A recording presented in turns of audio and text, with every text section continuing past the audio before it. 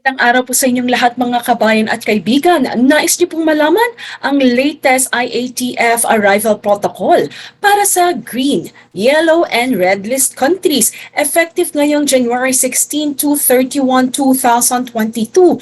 Panoorin niyo po ang aking video so that you will find out the latest update.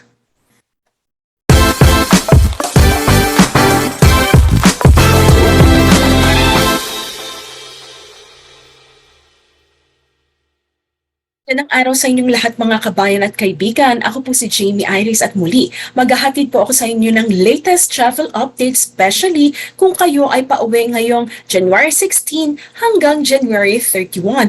Ano na po ba ang latest IATF protocol? Ngayon lamang po, January 14, 2022, in-announce po ni Acting Presidential Spokesperson Carlo Nograles ano po ang latest update, ang latest country classifications. Ano na po ba? Sino na po bang nasa red country, green country at yellow country? Ganon din po, pinago na po din ang latest. Meron na po tayong mga latest protocols when it comes to the red, green, and yellow countries. Ano ba yung latest? Ano pa nagbago? Is it for the better? Is it for the worse? So we will take a look po today. And at the same time, shinare din po niya unang-una, ano po ba yung alert level dito sa Pilipinas? That's something that we will find out for today. Magandang araw po sa inyong lahat mga kabayan at kaibigan. Ako po si Jamey Iris and welcome to my channel. Kung this is your first time to watch my channel, I'm inviting you to please subscribe and at the same time click that notification bell so that you'll get updated with latest travel updates and other relevant information that can help you as a traveler, can help you also in your career, personal and professional life. At syempre sa lahat ng aking mga subscribers muli, maraming salamat po sa inyong panonood at pagsubaybay. Mga kabayan at kaibigan, eto na po ang iniintay ng marami. Ano na po ba ang latest IATF protocol para po sa ating mga country classifications, para po sa green, red, at yellow. Pero bago po yan, isi-share ko po muna sa inyo ano po ba yung latest alert level dito sa Metro Manila at iba pang karating na rehiyon dito sa buong Pilipinas. Pagkatapos po niyan, in-announce na rin po from January 16 to 31, 2022, sino-sino na ba ang mga bansa o ano-ano na po bang mga bansa ang nasa red list, green list at yellow list countries. Plus, may bago na po sa mga arrival protocols for each of the colored country. Ano po ba yung pagbabago? Maganda po ba? Ayan po ang ating alamin kung ito po ba it will be for your advantage, and at the same time, ano po ba yung kumbaga requirement ngayon when it comes to RT-PCR test. At isi-share ko din po sa inyo yung iba pong mga information na shinare po sa atin ni Acting Presidential Spokesperson Carlos Nograles that is relevant also when it comes to arrival, and at the same time po something that it's good to know then from your part. But then again, everyone, sige, sabihin ko po sa inyo iba pa pong kumbaga ihahanda ko para sa inyo at the end of this video. But for the meantime, let me give you the full update so that at least you'll be up to speed na po. Ano na po ba yung nangyayari sa bansa? At para bago pa po kami magpa-RT-PCR test, ay alam nyo na po kung ano po yung kinakailangan from all of you. Sige po, simulan na po natin. Today, that's January 14, 2022. In-announce po sa isang meeting live ni Acting Presidential Spokesperson Carlo Nograles na ang Manila at iba pa pong mga karatig na rehiyon at cities ay nasa alert level 3. Ito po. Ibo sa linggo, January 16, 2022, according po sa ating Office of the Presidential Spokesperson, ito po ay epektibo sa linggo, January 16, 2022 hanggang January 31, 2022. On Metro Manila's alert level status, mananatili po ito sa alert level number 3 at the same time po, hindi na po siya mag-escalate sa alert level number 4. At this point in time, yan po ang napagdesisyon na nila from IATF. Now, tingnan naman po natin sa mga karatig po na rehiyon. Nasa alert level 3 po from January 14 to 31, 2022 mula sa Luzon, Sakar, ang Benguet, Kalinga at Abra. Region number 1, La Union, Ilocos Norte and Pangasinan. Region 2, Nueva Vizcaya, Isabela and Quirino. Region 3, Nueva Ecija and Tarlac. Region 4A, Quezon Province. Region 4B, Occidental Mindoro and Oriental Mindoro. Region 5, Camarines Sur and Albay. Visayas naman po, ang Region 6, Bacolod City, Aklan, Capiz and Antique. Sa Region 7 naman po ay Cebu City and Mandaue City. From Region 8, Tacloban City. Mula naman po sa Mindanao, Region 10, we have Cagayan de Oro City. Region 11, Davao City, Caraga. Meron po tayo ang Butuan City and Agusan del Sur at ang huli po sa BARMM ang Cotabato City. At tingnan naman po natin para sa mga karatig ng mga rehiyon. Ano naman po ba ang mga alert level? So from January 16 to 31, January 2022, ang alert level number 3 ay nasa NCR or National Capital Region. Kasama na din po dyan ang CAR, Baguio City, Ifugao, Mountain Province. Region 1, Dagupan City, Ilocos Sur. Region 2, City of Santiago and Cagayan. Region 3, Angeles City, Aurora, Bataan, Bulacan, Olongapo City, Pampanga at Zambales. Sa Region 4A naman po, Rizal, Batangas, Cavite, Laguna, Lucena City. Region 4B, Marinduque, Romblon ay nasa alert level number 3. Gayon din po sa Region 5, ang Camarines Norte, Catanduanes, Naga City at Sorsogon. Sa Region number 6 naman po ay Iloilo City, Iloilo, Negros Occidental at Guimaras. Samantalang sa Region number 7, andyan po ang Lapu-Lapu City, Bohol, Cebu, Negros Oriental. Sa Region number 8, ang Ormoc City, Biliran, Eastern Samar, Leyte, Northern Samar, Southern Leyte at Western Samar ay nasa alert level 3 rin po. Kasama na rin ang Region number 9, ang City of Isabela, Zamboanga City, Zamboanga del Sur. Ang Region number 10 naman po ang Bukidnon, Iligan City, Misamis Occidental, Misamis Oriental at Region 11 ay Davao del Sur, Davao del Norte. Mula naman po sa Region 12, andyan din po ang General Santos City, South Cotabato, Caraga, Surigao del Sur, Agusan del Norte, at sa BARMM ang Lanao del Sur. Yan po ang mga rehiyon natin na nasa alert level number 3. Para naman po sa alert level number 2, from January 16 to 31, 2022, sa CAR naman po kasamang Apayao, Region 2, Batanes, Region 4B, Palawan, and Puerto Princesa City, Region number 5, Masbate, Region number 7, Siquijor, Region number 9, Zamboanga del Norte at Zamboanga, Sibugay, Region 10, Camiguin and Lanao del Norte, Region 11, Davao de Oro, Davao Occidental at Davao Oriental, Region 12, North Cotabato, Sarangani at Sultan Kudarat, Caraga, Dinagat Islands, Surigao del Norte, at BARMM, Basilan, Maguindanao at Tawi-Tawi. Yan po ang alert level system sa ating bansang Pilipinas. Ngayon, alamin po natin ano na po ba ang latest country classifications dito sa Pilipinas. Nang sa gayon, mga kabayan at kaibigan, sa pag-uwi nyo po dito sa Pilipinas, alam nyo kung sino ang nasa red country, yellow country at green country. Simulan po natin sa red and then green at ang huli po ay ang yellow country.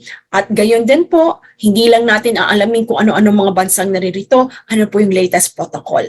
Ayan, will it be to your advantage or disadvantages? Tingnan po natin.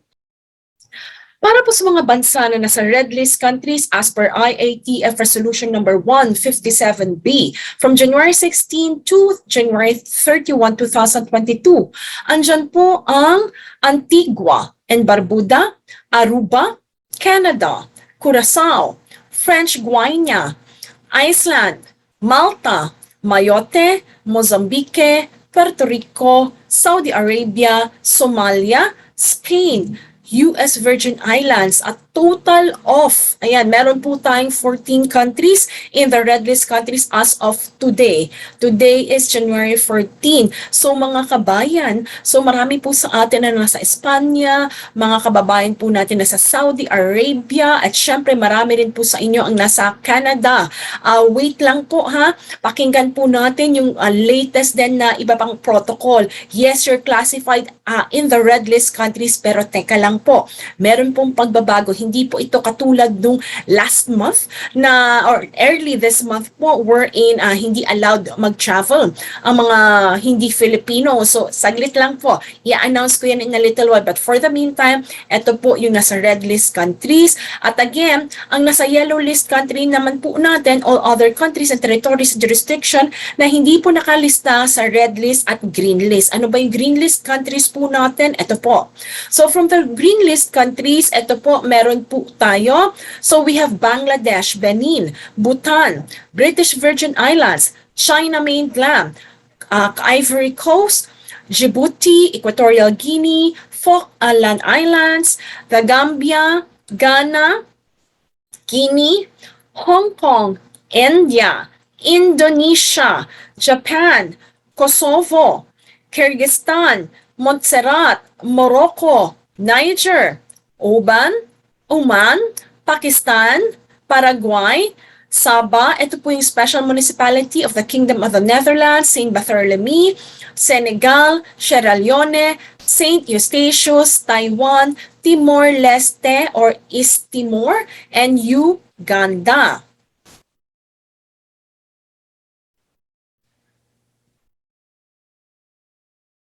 So we have a total of 32 countries po na nasa green list. So ito po mga kabayan, so makikita nyo merong mga bansa na talagang lagi pong nandyan po sa green list. So that's good, they were able to maintain it. Meron din pong ilang mga bansa katulad ng UAE na dati pong nasa green list countries. Ngayon po, since you are not in the red list at hindi rin naman po kayo nasa red list, so, sa lahat po ng bansa na wala sa red list at green list, kayo po ay nasa yellow list countries. So, you will have to follow the yellow list protocol. So, alamin na po natin ano po ba yung latest protocol po for all these three classification cases po. So, ito po, tingnan po muna natin sa green list countries.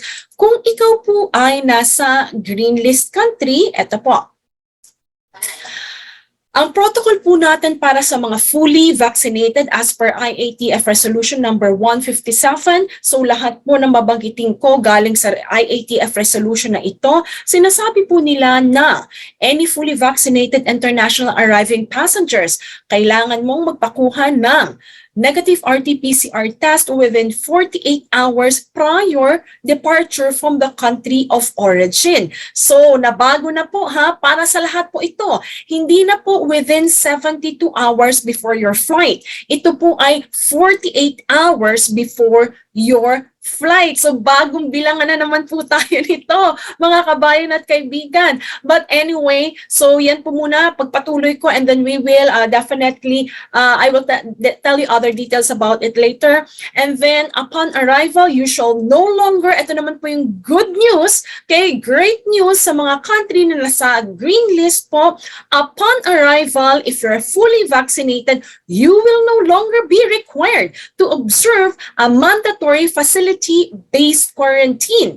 Ang kailangan nyo lang pong gawin, pag uwi nyo, diretso na po kayo sa inyong bahay. Ayan naman po yung great news dyan. And you shall self-monitor for any signs or symptoms for a total of 7 days na lang. Hindi na po siya 10 days katulad ng dati. So, ang day 1 po, ang kakount nyo is of course the day of your arrival. So, 7 araw lang po, home quarantine. Wag po kayong lalabas, mag-isolate kayo.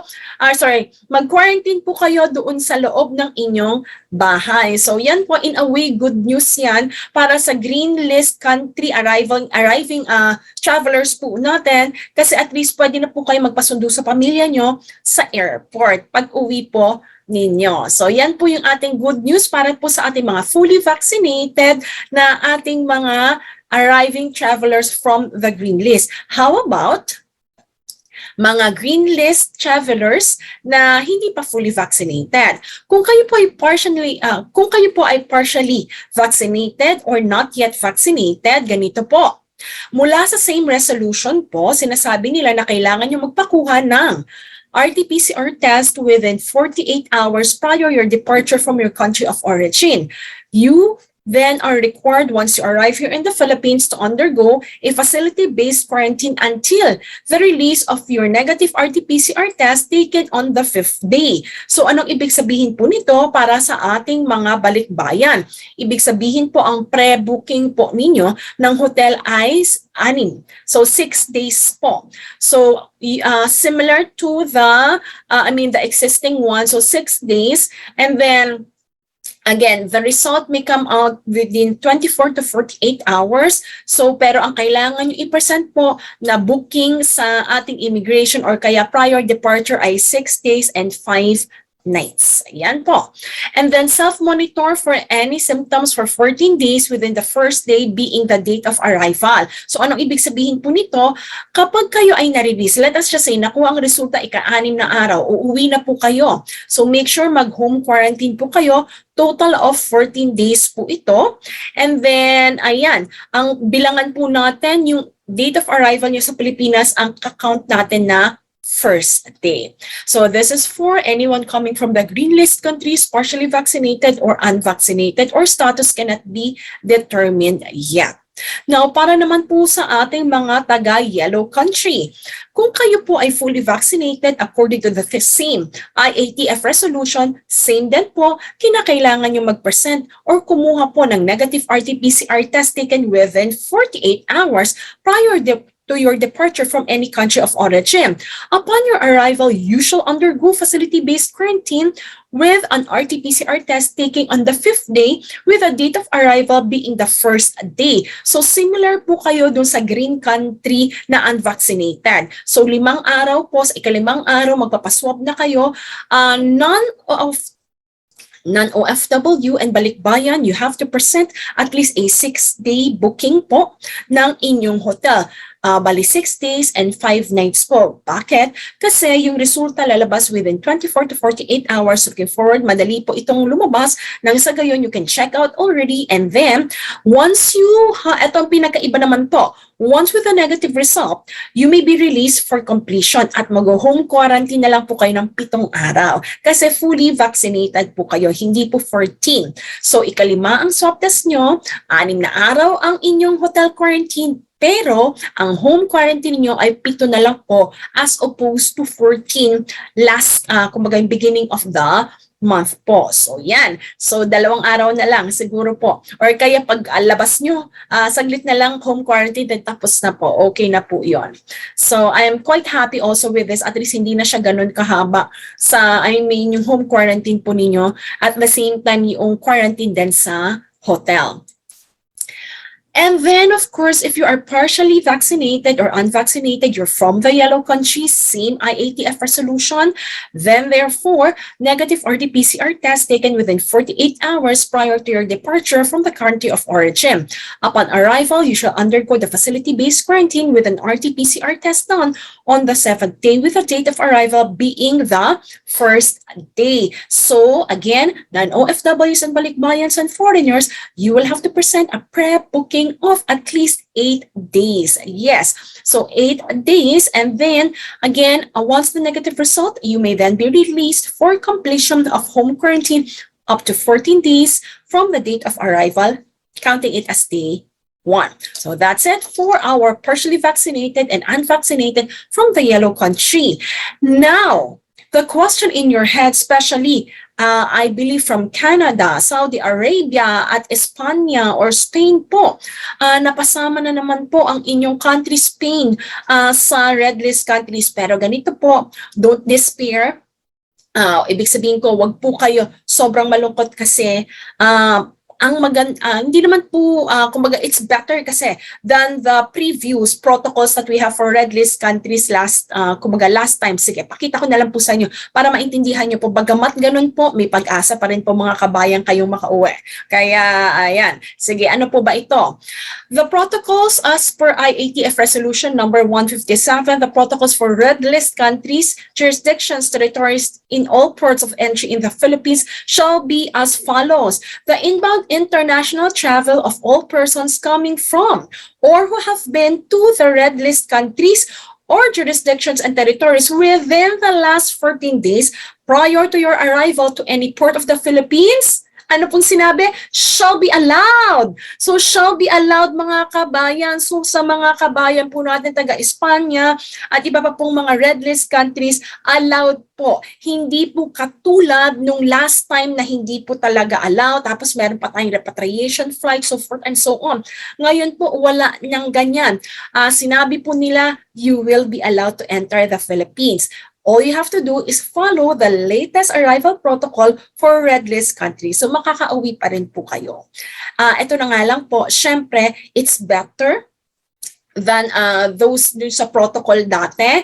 Bakit? Mahaba-haba man po yung quarantine. Hindi naman po, kumbaga, yung totally not allowed, yung hindi kayo allowed na mag-commercial flight, so forth and so on. Walang nakabanggit po dito na ganoon. So it means hindi nyo na kailangan magbalikbayan flight na mas mahal pa po sa commercial flight. So ito po, for the protocols for the red list countries and jurisdictions, territories in all ports of entry in the Philippines, it shall be allowed as per IATF Resolution number 157. For fully vaccinated individuals, so negative RT-PCR test taken within 48 hours prior to your departure from the country of origin. So upon arrival po, you shall undergo the facility-based quarantine with an RT-PCR test taken on the 7th day, with the date of arrival being the 1st. So ibig sabihin po nito, mga kabayan, kahit kayo ay nasa red list countries, pwede po kayo umuwi ng Pilipinas. Yun nga lang po, ito ang quarantine niyo. Kung fully vaccinated po kayo, 8 araw po. Okay? 8 araw po ang ilalagi niyo po sa hotel, at least pre-booking non-OFWs, foreigners, and balikbayans. That is what you have to present, and that will be 8 days and 7 nights po. Ang ipapresent niyo sa airport pagdating niyo dito sa Pilipinas. And then pagkatapos dyan, yung swab test niyo po, 7 araw sa hotel, at kinabukasan po, once the negative result is released, then you may be released from the facility quarantine. Ayan naman po, provided the completion of the home quarantine up to 14 days from the date of arrival. At least po, kahit paano, hindi naman super haba yung sa quarantine na doble po. So, ang maganda nito, pagkatapos nyo po, nakuha nyo na yung negative RT-PCR result, papalabasin na po kayo kung fully vaccinated po kayo, ha? At patuloy nyo na lang po yung home quarantine, home quarantine until 14 days. Yan po. Pero, eto po, sa mga hindi fully vaccinated or partially vaccinated, eto po, meron lang kaunting kaibahan. You can still go back to the Philippines, and that is a great news. Ito po, sabi po nila, unvaccinated, partially vaccinated, or individuals whose vaccination status cannot be independently validated. Now, negative RT-PCR test shall be taken within 48 hours prior to departure from the country of origin.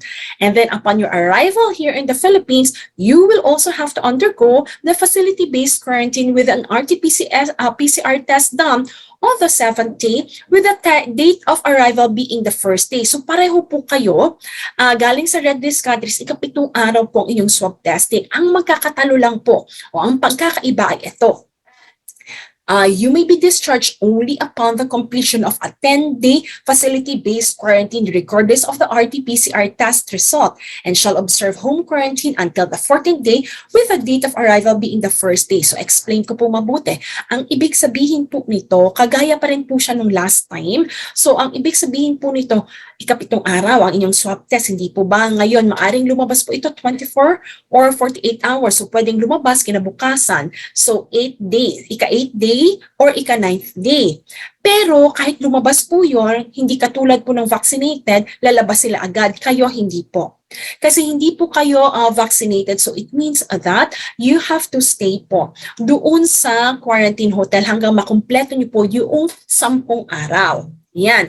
So ang ibig sabihin din po nito, non-OFWs, foreigners, and balikbayans, then you have to present at least 10 days hotel booking po. Yan, 10 days, 9 nights. Yeah, yan ang kailangan nyo pong i-present if you'll be coming back in the Philippines from January 16 to 31, 2022. So yan po ang mga kabayan at mga kaibigan, ang latest IATF resolution protocol po natin para sa inyong lahat. So from the green country, yellow country at red list countries. So makakauwi po kayo mga kabayan at kaibigan, yun nga lang po kung kayo ay partially vaccinated or unvaccinated, medyo mas mahaba ng konti po ang inyong quarantine sa hotel. So tingnan nyo na rin po gaano ba kahaba ang inyong bakasyon. Do you really want to fly between July? Do you really want to fly from January? Okay, 16 to 31, or gusto niyo munang ipagpaliban, tingnan nyo, baka better by February, pero walang guarantee po ha, kasi depende sa cases ng COVID na meron pong madidetect sa inyong bansa. So again, the decision is actually yours po. Now, ano po ba yung pagbabago? Ano yung common?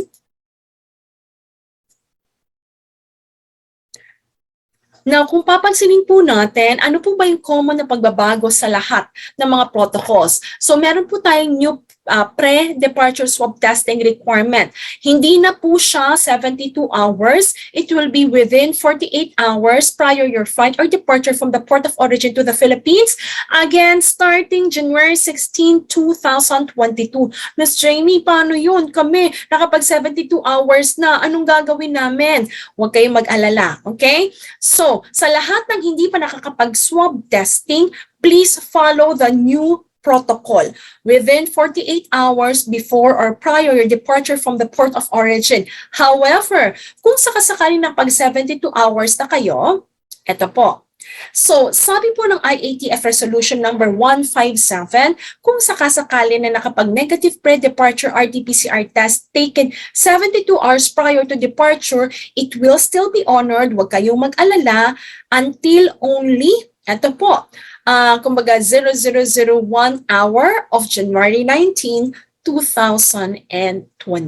So again, i-honor lang po kung sino man sa inyo nakapag within 72 hours prior to departure, it will be honored only until January 19, 2022, January 19, 2022, 001 hour. So yan po. So please take note of that. So bago na po tayo, so that's 48 hours na lang po ang counting natin ha. That's equivalent to 2 days pero very sensitive po at very particular when it comes to time. So titingnan natin yung flight time po natin when it comes to that. Anyway, I'll be having another video so I could explain that very clearly to all of you kung paano po yung mga counting. Kung sakaling naguguluhan kayo along with the online registration form. Anyway, let me share to you some more what acting presidential spokesperson Carlo Nograles had shared to us. Sinabi din po niya mula sa IATF Resolution number 157, there being no objection from the DOH and the BOQ, ang mga sumusunod po will be implemented for the aviation sector. The isolation and quarantine protocols for aviation sector including but not limited to airline personnel, ground handlers, maintenance providers, airport security and airport traffic controllers, and airport workers and other aviation-related personnel. Number 1, isolation for up to 5 days for mild and asymptomatic confirmed COVID-19 cases who are fully vaccinated and boosted, and quarantine up to 0 day for asymptomatic close contact of confirmed COVID-19 cases who have received primary series vaccine doses and booster. Asymptomatic or asymptomatic close contacts who recovered from the COVID-19 within the last 90 days. There being no objection again from the DOH and the BOQ, the following shall be implemented for the aviation sector. The Department of Transportation and its attached agencies shall identify the appropriate accountable group to make decisions for shortening isolation or quarantine based on evidence, similar to hospital infection prevention and control, wherein infectious disease specialists, safety officers, and management deliberate, monitor, and act on all infection-related concerns of a health facility. And it's also said that all aircraft shall ensure appropriate ventilation and all aviation staff should wear appropriate personal protective equipment at all times. So this is according to the Office of the Presidential Spokesperson video that they had posted. Again, from IATF Resolution number 157, DOTR or Department of Transportation shall monitor and evaluate the implementation of the aviation industries and copy furnish reports to the DOH Epidemiology Bureau for assessment of COVID-19 cases, clusters, vaccination status, and the like.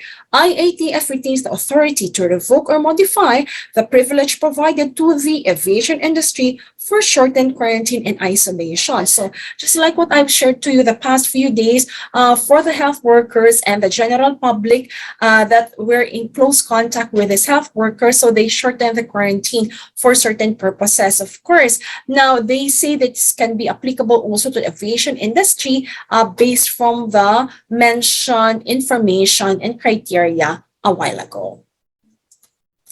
Now, IATF Resolution number 157, the recommendation of the Department of Tourism for hotels uses quarantine facilities to be likewise used as isolation facilities is adopted, subject to specific protocols that may be issued by the BOQ DOH.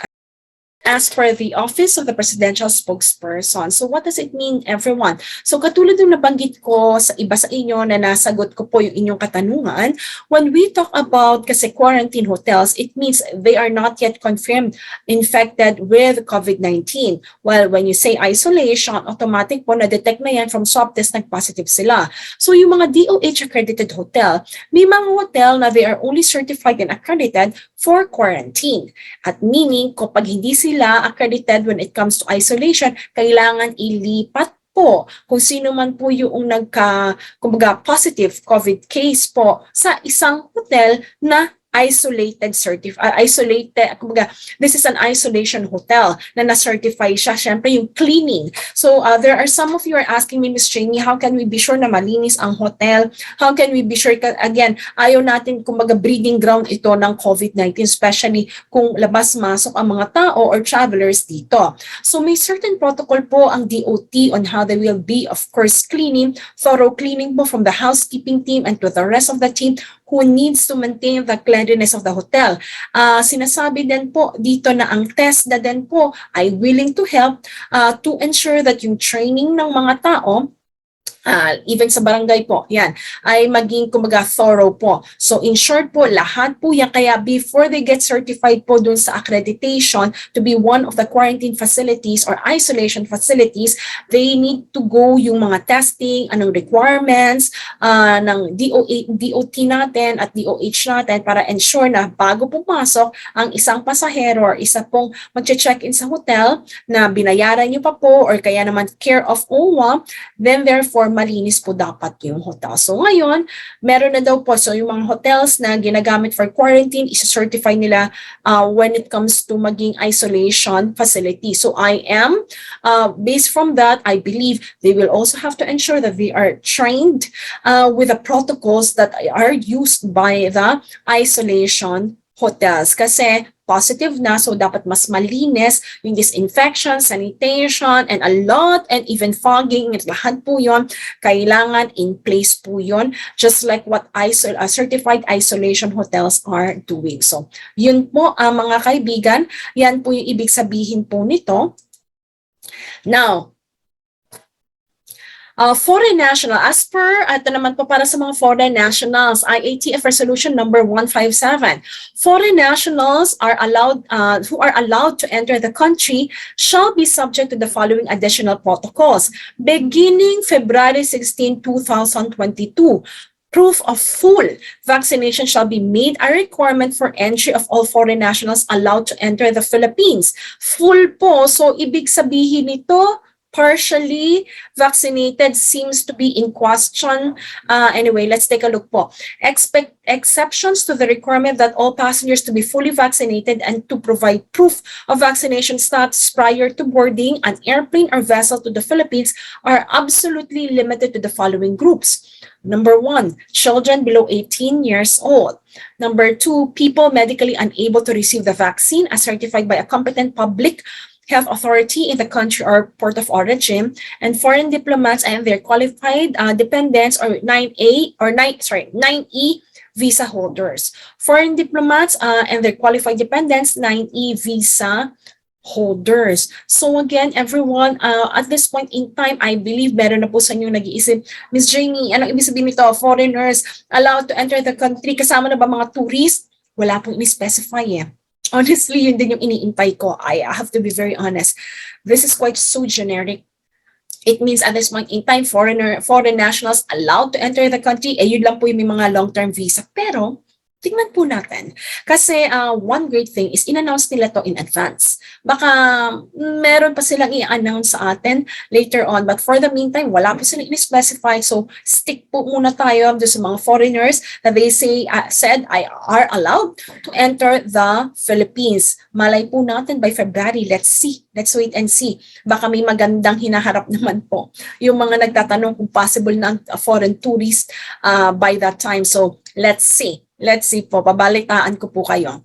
Nagkaragdagan pa po, foreign nationals allowed to enter in the Philippines shall be subject to the following additional protocols beginning February 16, 2022. Proof of full vaccination shall be made a requirement for entry of all foreign nationals to enter the Philippines. So requirement na po talaga. Ayun na, nasagot na yung katanungan natin.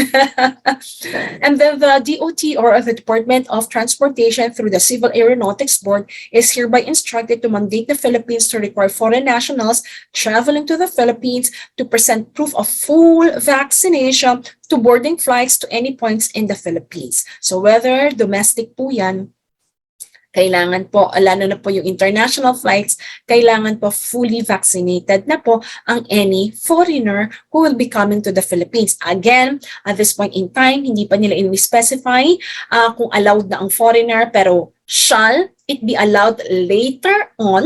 Okay, hindi ngayong January or the coming months, kailangan po fully vaccinated. That's something that is quite clear here. So for the meantime, those who have long-term visas na mga foreigners, applicable na po ito sa kanila except those that were mentioned in the exception that I discussed or shared a while ago.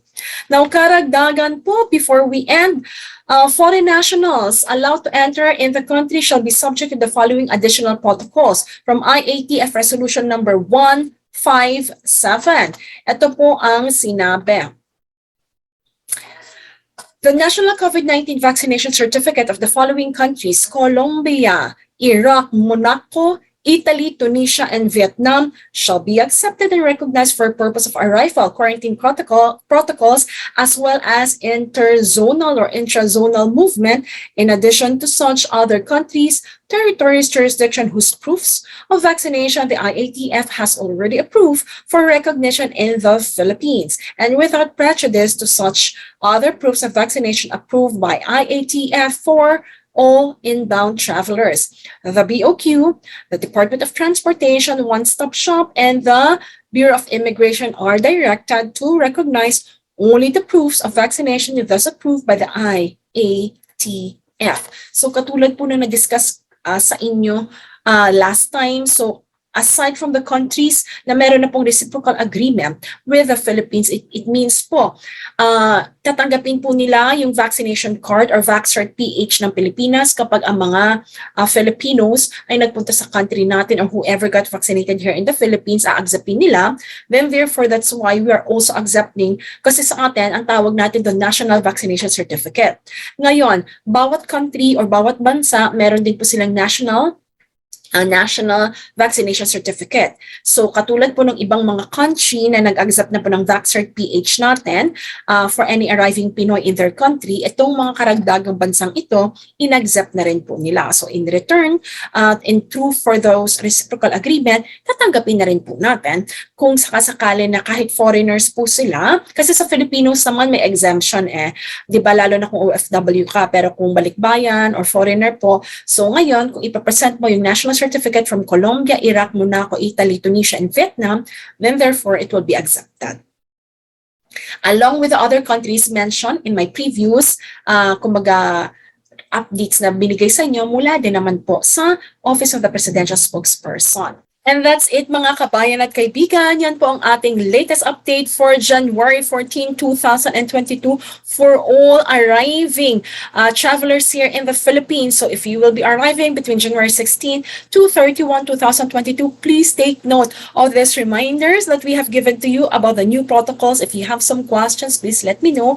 Type it down on the comment box so that I could answer that as well. So wait for my other videos that will definitely further discuss, like for example, red countries, green countries, yellow countries. Pag-usapan pa po natin yan sa ibang mga videos ko. So watch out for that. And again, if this is your first time to watch my channel, I'm inviting you to please subscribe, and at the same time click the notification bell so that you'll get updated with the latest update and tutorials that I have. And everyone, if you find this video very helpful and informative, please click like. And at the same time, I simply want to say God bless, stay safe, and I'll see you in my next video. And thank you always for watching my video. So ingat po kayo mga kabayan sa inyong pag-uwi dito sa Pilipinas. Muli po, ito si Jamey Iris ng Jamey Iris TALK TV.